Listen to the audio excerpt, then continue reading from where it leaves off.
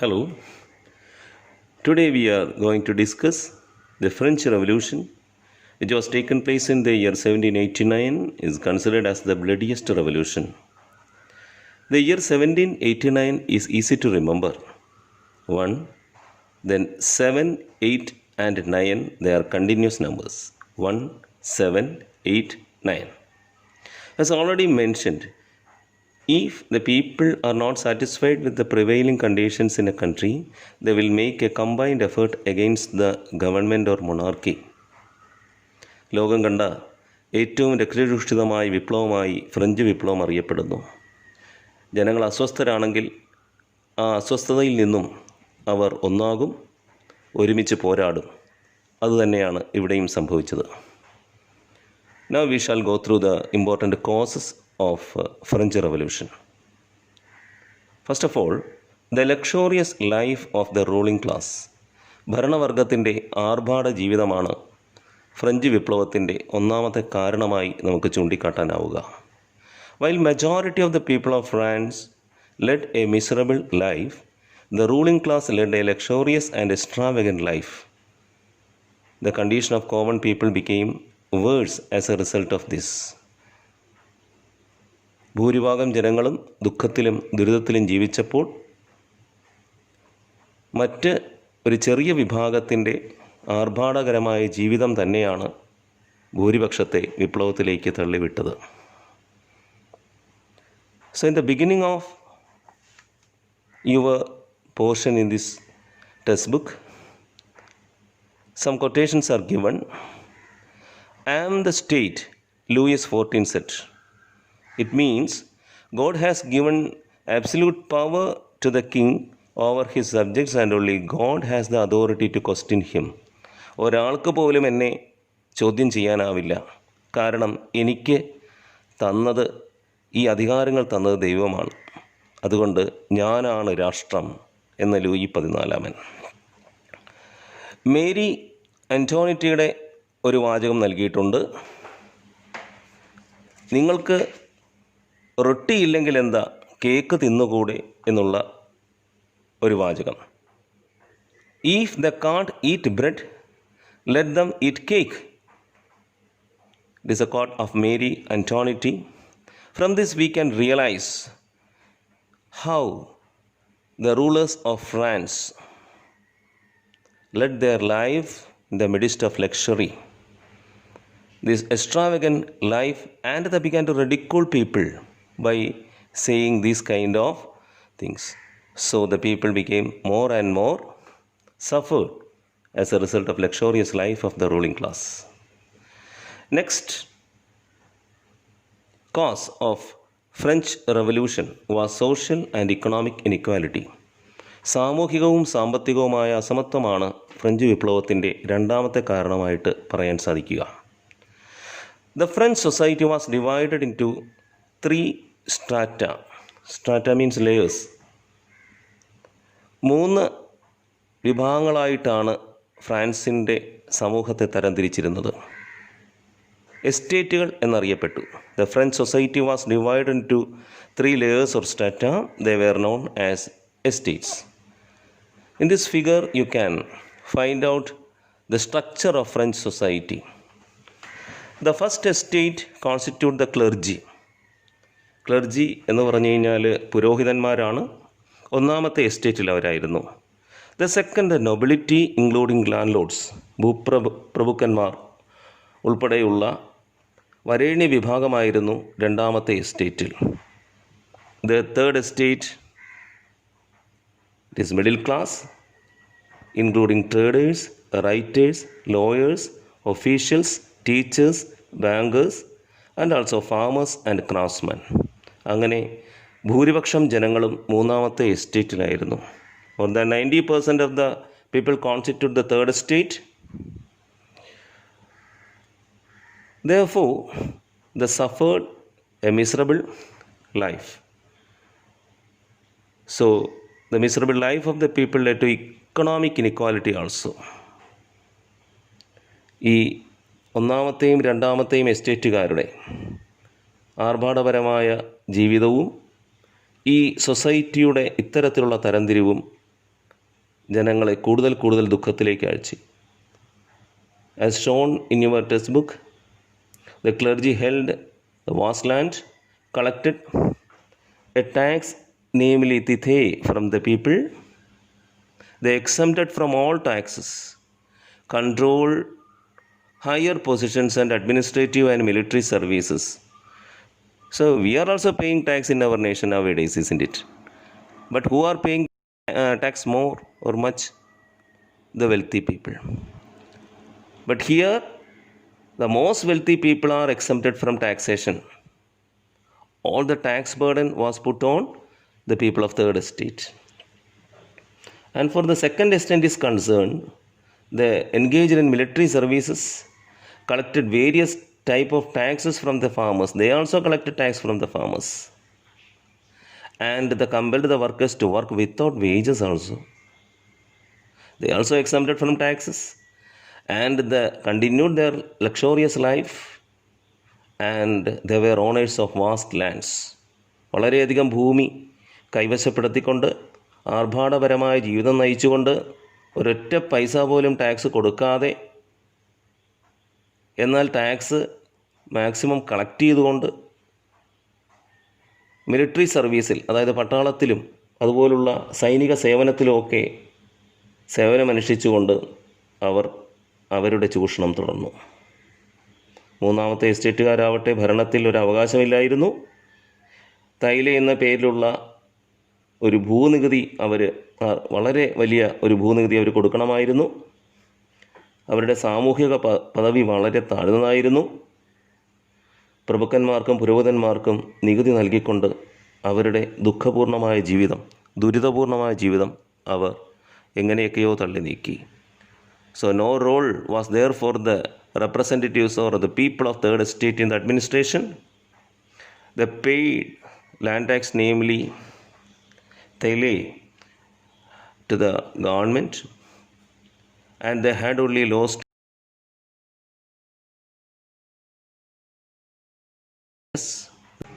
And another important cause of French Revolution is autocratic rule, ഏകാധിപത്യ ഭരണം. People suffered much because of the luxurious life and also along with that the autocratic rule. The Bourbon kings and Louis, they are also known as Louis of France, they suppress the people. They compel the people to pay the tax, and if they are not paying, they will send military forces. So the autocratic rule of the kings of France was another reason for the revolution. അങ്ങനെ ഏകാധിപത്യ ഭരണം വിപ്ലവത്തിൻ്റെ വളരെ പ്രധാനപ്പെട്ട മറ്റൊരു കാരണമായി മാറുന്നു. Next cause, influence of thinkers and their ideologies. In American War of Independence also we discuss the role of thinkers.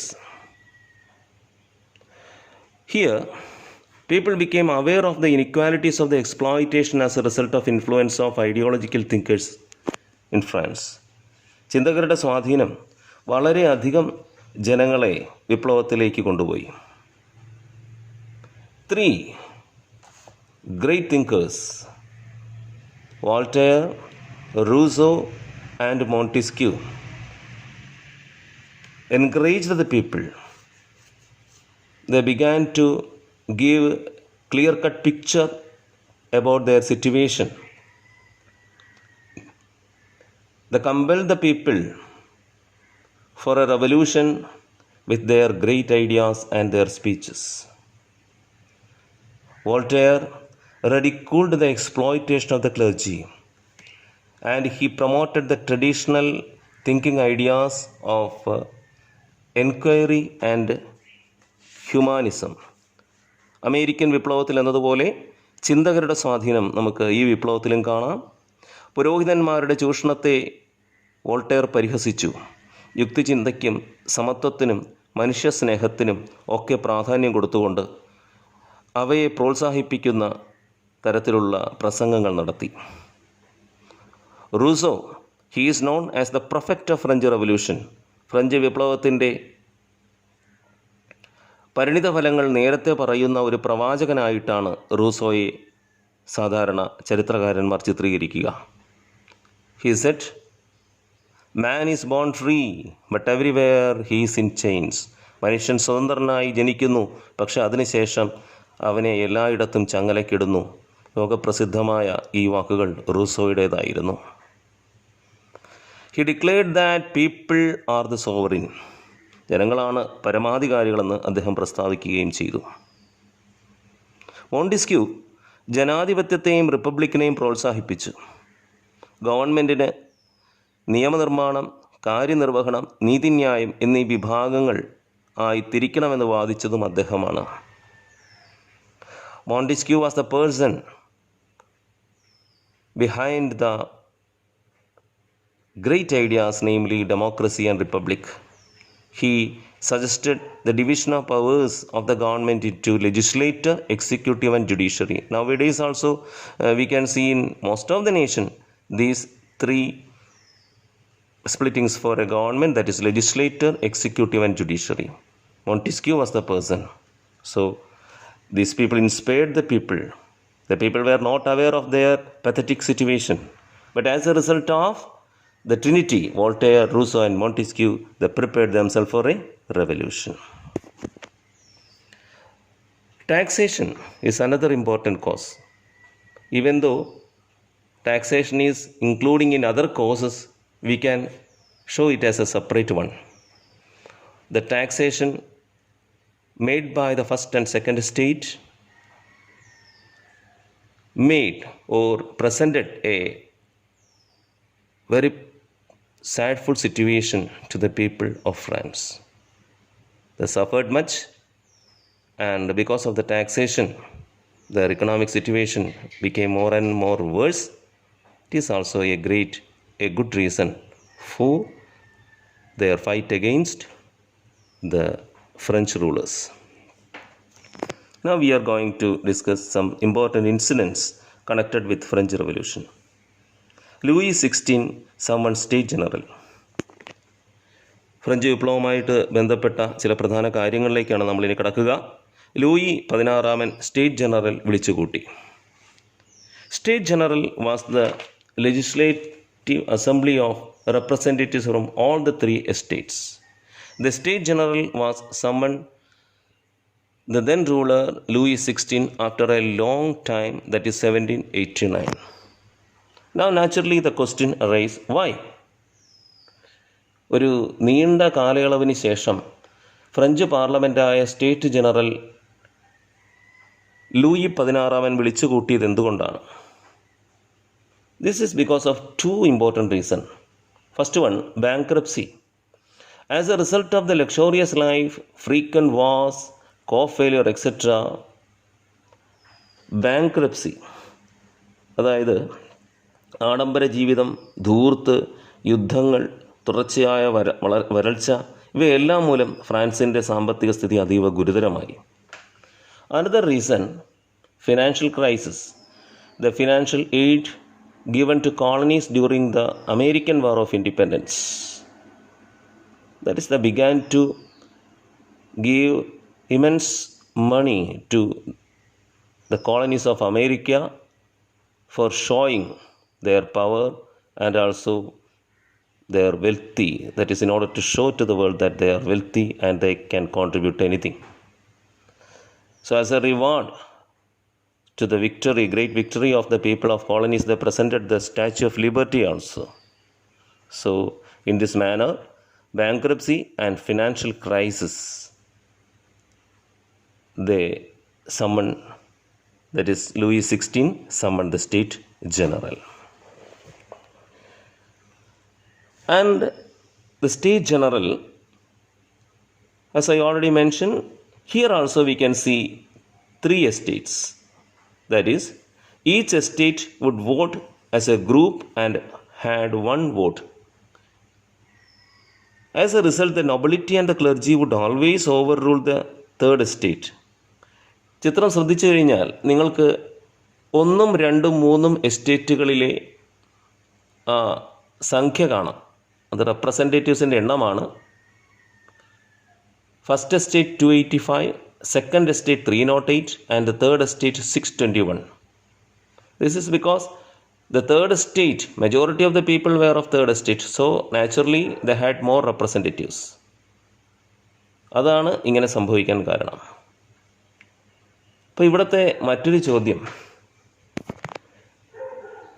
ജനങ്ങൾ ആ സമയത്ത് ഇത്ര മെജോറിറ്റി ഉണ്ടായിട്ട് പോലും എന്തുകൊണ്ടാണ് വോട്ടിങ്ങിലും മറ്റും പരാജയപ്പെട്ടു പോയത് എന്നുള്ളതാണ്. അത് നേരത്തെ പറഞ്ഞു കഴിഞ്ഞു. Nobility's 1 vote and the clergy's 1 vote is equal to 2 vote. It is always bigger than the single vote of the third estate. Even though their number is more than that of the first and second estate, because of the voting system, special type of voting system, അതായത് ഓരോ എസ്റ്റേറ്റിനും ഓരോ വോട്ടാണ് ഉണ്ടായിരുന്നത്.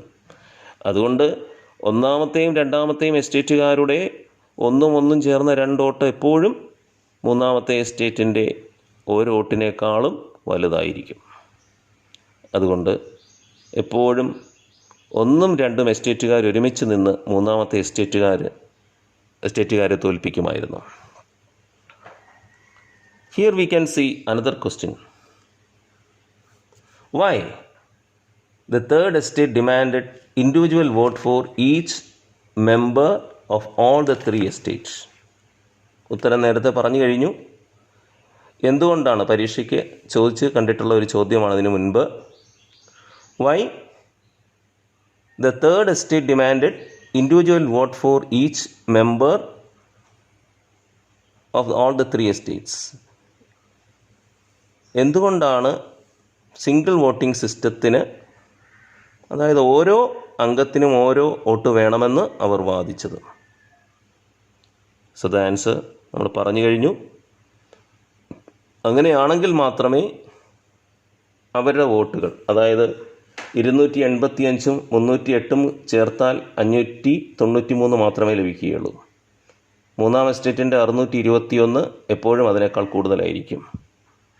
So the first 2 estates argued for a state-wise single vote system, while the third estate demanded individual vote for each member. ഭയങ്കരമായ തർക്കങ്ങളും വാദങ്ങളും ഒക്കെ ആ സമയത്തുണ്ടായി. And ശക്തമായ രീതിയിൽ ഇതിനെ പ്രതികരിക്കാൻ ഭരണാധികാരികൾ തീരുമാനിച്ചു. The kings locked the State General building. While the arguments went on, the people began to organize themselves. The third estate declared themselves as the National Assembly of France. They assembled in the tennis court nearby and swore not to leave until they had framed a constitution of France. This event is known as tennis court oath. വിശ്വപ്രസിദ്ധമായ tennis court പ്രതിജ്ഞ എന്നാൽ എന്ത് എന്ന ചോദ്യത്തിൻ്റെ ഉത്തരത്തിലേക്കാണ് നമ്മൾ കടക്കുന്നത്. The third estate, മൂന്നാമത്തെ എസ്റ്റേറ്റിലെ അംഗങ്ങൾ തങ്ങളാണ് ഫ്രാൻസിലെ ദേശീയ അസംബ്ലി എന്ന് സ്വയം പ്രഖ്യാപിച്ചു. അവർ അടുത്ത ഒരു ടെന്നീസ് കോർട്ടിൽ സമ്മേളിച്ചു. ഫ്രാൻസിനായി ഒരു ഭരണഘടന തയ്യാറാക്കിയതിന് ശേഷം മാത്രമേ പിരിയുകയുള്ളൂ എന്നവർ പ്രതിജ്ഞ എടുക്കുകയും ചെയ്തു. ഇതാണ് ടെന്നീസ് കോർട്ട് പ്രതിജ്ഞ. ഏതായാലും ഫ്രഞ്ച് വിപ്ലവവുമായി ബന്ധപ്പെട്ട വളരെ പ്രധാനപ്പെട്ട എല്ലാ കാരണങ്ങളും നാം ചർച്ച ചെയ്ത് കഴിഞ്ഞു. We already discussed the main causes of French Revolution. They were the luxurious life of the rulers, social and economic inequalities, autocratic rule and influence of thinkers, and finally taxation. ആർഭാടപരമായ ജീവിതവും സാമൂഹിക സാമ്പത്തിക അസമത്വങ്ങളും ഏകാധിപത്യ ഭരണവും ചിന്തകരുടെ സ്വാധീനവും ഒക്കെ തന്നെയാണ് ഫ്രഞ്ച് വിപ്ലവത്തിലേക്ക് ജനങ്ങളെ നയിച്ചത്. ഇതിൻ്റെ അടുത്ത ഭാഗത്തിനായി കാത്തിരിക്കുക. ഉടൻ തന്നെ ഇതിൻ്റെ രണ്ടാം ഭാഗവും നിങ്ങൾക്ക് ലഭിക്കുന്നതായിരിക്കും. നിങ്ങളുടെ അഭിപ്രായങ്ങൾ എപ്പോഴും ആഗ്രഹിക്കുന്നു. Thank you very much. Wish you all the best.